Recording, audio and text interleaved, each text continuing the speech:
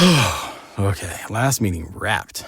It's too late to cook. Should I order poke or a burger? At war with myself, feeling choosy. Burger or tuna, what a doozy. If only I could have one of every bite. Why can't we have food without the fight? With Wonder, you can combine 20 restaurants in one delivery, so you never have to choose. Download the app today. Wonder, food without the fight. Evening. Buyer's remorse. Buy a new car? I'll be moving in. Let's get started. Sorry, I think there's been a mistake. I bought it from Carvana. You what? Yeah, great price. I even have 7 days to love it or return it. So there's no... No buyer's remorse. More like buyer's rejoice. I guess I'll let myself out. Congratulations. I mean it. Buyer's rejoice. Buy your car today on Carvana. Limitations and exclusions may apply. See our 7-day return policy at Carvana.com. Before we get into today's finale, if you want to find out what this looks like for your specific chart, go check this week's Rising Sign episodes, 12 of them, one for every sign. And if you want me to read your chart personally, you can book a reading at IamAstrologyReadings.com. Link in the show notes. Let's ride. Look back with me for a second over where we've been. 8 episodes, a lunar eclipse at 23 Virgo, a 6-month Pisces journey, a solar eclipse at 29 degrees Virgo, Saturn's karmic mirror, Venus's vow, an Aquarius reckoning, a Virgo full moon that asks you to finally let go. If you were just half paying attention, it probably felt like a parade of separate weather systems. Eclipse is here, retrograde there, another big transit to track. But I need you to hear this clearly today. It was never 8 stories.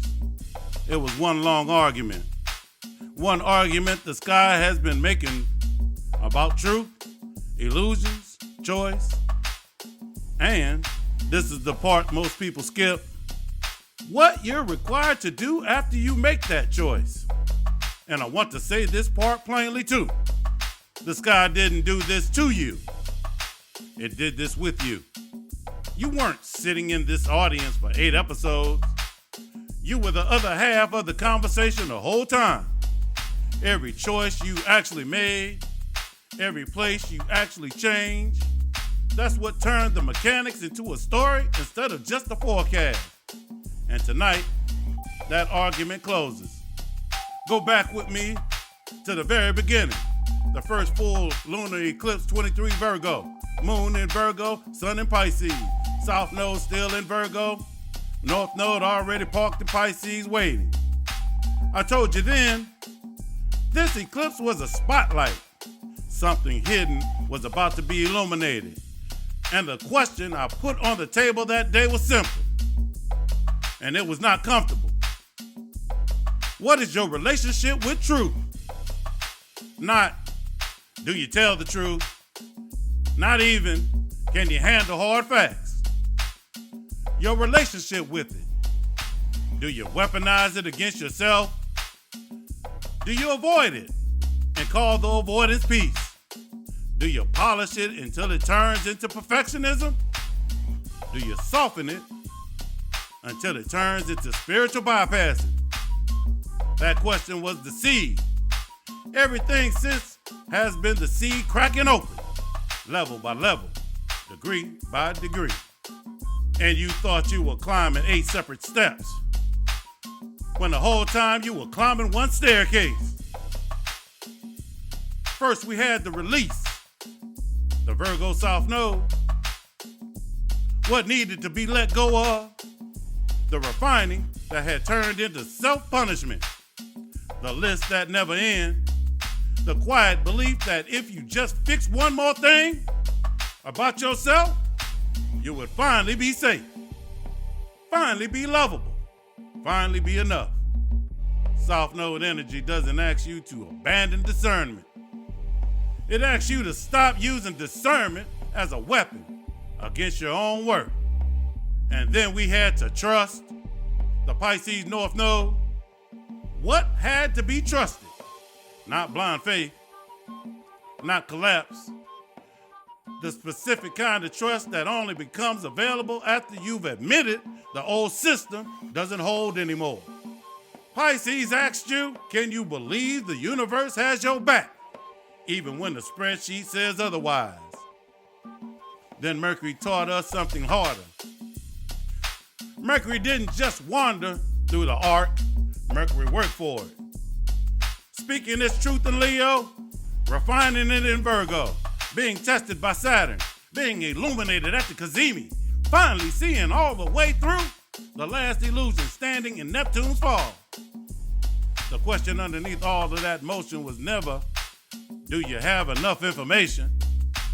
It was, can you tell yourself the truth without flinching, without decorating it, without needing someone else to confirm it first? Then Venus brought us to the choice. This is where the emotional center of the whole arc lives. So slow down with me for a minute here. Rewind your mind back to February 2025. Venus met the North Node at 28 degrees Pisces. Exalted, hopeful, almost too beautiful to be real. And it wasn't, not yet, because 2 days later, Venus turns retrograde and slides straight back into Neptune's fall at the critical 29th degree. The line between what's real and what you wish was real gets completely blurred. You saw potential where there were red flags. You saw best case scenarios where there was only wishful thinking. And the reason the fog was so thick, Jupiter, the planet meant to be hosting and protecting Venus and Pisces, was sitting in Gemini, in detriment, weak, scattered. The host couldn't take care of the guests. Venus kept retrograding backward, met the North Node a second time, and this time it wasn't hope, it was doubt. Is this actually my destiny? Or is this just a fantasy I've been telling myself? Then came the vow, April 21st, 2025. Venus stations direct at 26 Pisces. And she's not alone.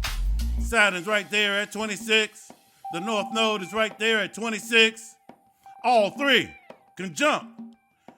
This was the moment Saturn said, here are the actual terms.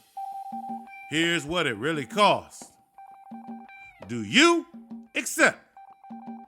Some of you said yes and watched relationships end anyway. Because the yes wasn't about keeping the fantasy. It was about being honest about what was real underneath.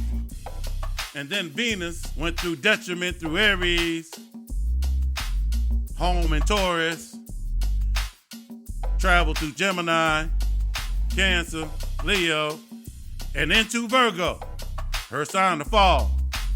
Analysis over romance. Practicality over projection. Does this actually serve me? Or have I been settling and calling it loyalty? The person you idolized showed you their human flaws. The dream job revealed its practical limits. And on October 6th, Venus met the South Node at 17 degrees Virgo and released. I see who you actually are, not who I need you to be. I released trying to force something to work that was already complete, one way or the other. It looked like a loss, but it was a clearing. By early 2026, Venus had moved through Libra, Scorpio, Sagittarius, Capricorn, and into Aquarius, learning degree by degree how to value the collective without losing herself in it, how to hold connection without needing to possess it, how to be free and committed at the same damn time. One last test, a square to Uranus, clearing out any last false security before re-entering Pisces. And then, February 10th, 2026, Venus returns to Pisces, exalted again. But not the same Venus. This time Neptune is out of Pisces entirely. This time, Jupiter isn't weak in Gemini. Jupiter is exalted in Cancer. Maximum protection. This time, Mercury's retrograde isn't chaos. It's a built-in review. Venus isn't drowning in the water. Venus is sovereign. February 17, 2026, the eclipse. Venus meets the North Node again, this time at 8 degrees Pisces in her own bounds, meaning she makes the rules in that territory now. Last time, Saturn asked her a question. This time, Venus asks herself one. What do I choose? That's the difference between acceptance and agency, between obligation and empowerment, between being supervised and being sovereign. Then Saturn asks us to take responsibility through this whole arc. Saturn was never the villain. Saturn was the karmic mirror. First testing Venus at 26 Pisces, then testing Mercury at the critical degree, then completing its long transit through Pisces. 2.5 years of dissolving fantasy, exposing victim narratives, collapsing spiritual bypassing, and finally moving into Aries. The question Saturn kept asking in every form was, are you willing to take actual, unexcused responsibility for what you say you want? Are you? Then Uranus broke something open. The Aquarius solar eclipse at 28 degrees, the final degree of a fixed sign, squaring Uranus at 27 degrees Taurus. Not a fresh start, a due date. 7 years of Uranus tearing up everything stable about your values, your worth, your security, your body.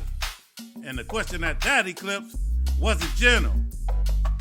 What did you actually do with what got broken open? Not what happened to you.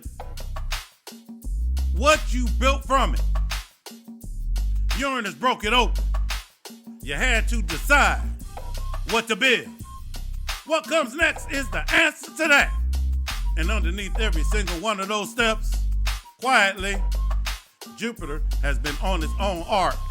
In Gemini, in detriment, Jupiter could only hand you information, data, without any real protection behind it. In Cancer, exalted, Jupiter finally gave you nourishment, the emotional integration you couldn't skip past no matter how much you wanted to leap straight to expansion. And now, settling into a full year in Leo, Jupiter isn't offering information or nourishment anymore. Jupiter's asking for expression. I couldn't protect you with information. Then I learned how to nourish you. Now I'm asking you to create something with what you've been given. Not to survive it, not white knuckle through it. Create something with it. Get off your ass. Here's the thing I want to make unmistakably clear, because it's easy to hear. Eclipse in Pisces again, and think, didn't we already do this? Yeah, you did. And you're not the same person meeting it. The planets have moved. Saturn is in Aries now, not Pisces. Neptune is in Aries. Jupiter is in Leo, not Gemini, not Cancer. The whole cast has repositioned. The Virgo Pisces lesson is closing, but its consequences are already being written into fire and air signs. This eclipse isn't asking you to relearn the lesson. It's asking whether you can carry what you learned into a completely different season. You don't get to keep living inside a lesson just because the lesson changed you. At some point, you have to take what you learned and go live. Go apply the knowledge. And now, today, what happens when all of that history meets one day?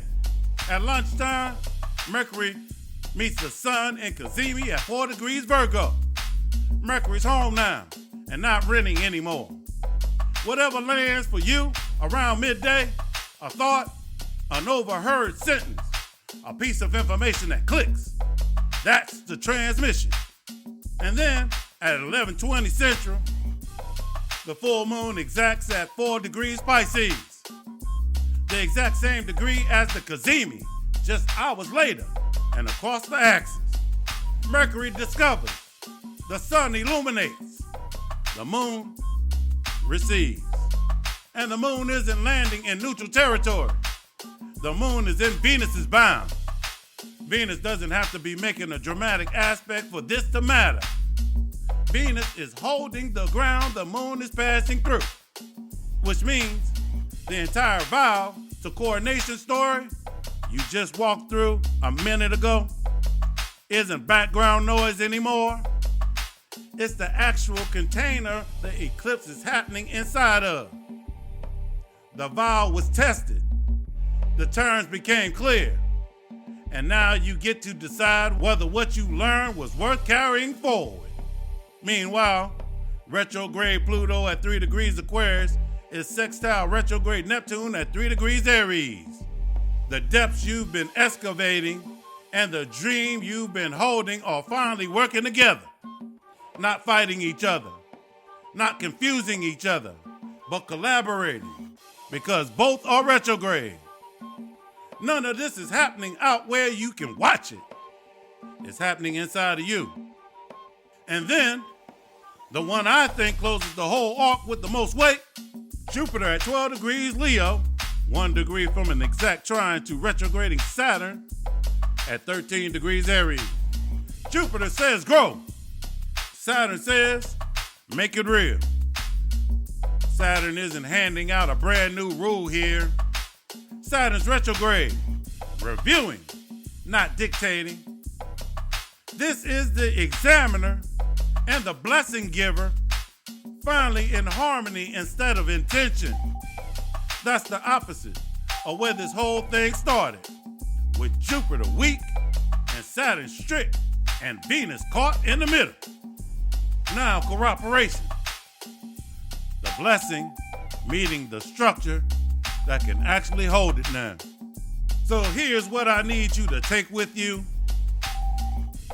More than any degree or bound or aspect I just walked you through. The point of this entire arc was never to turn you into flawless, endlessly refining Virgo. It was never to dissolve you completely into a boundaryless Pisces dream. The point was teaching you the living difference between the two. And that difference only shows up in practice, never in theory. When discernment is serving your growth versus when it's turned into perfectionism, keeping you from ever being seen.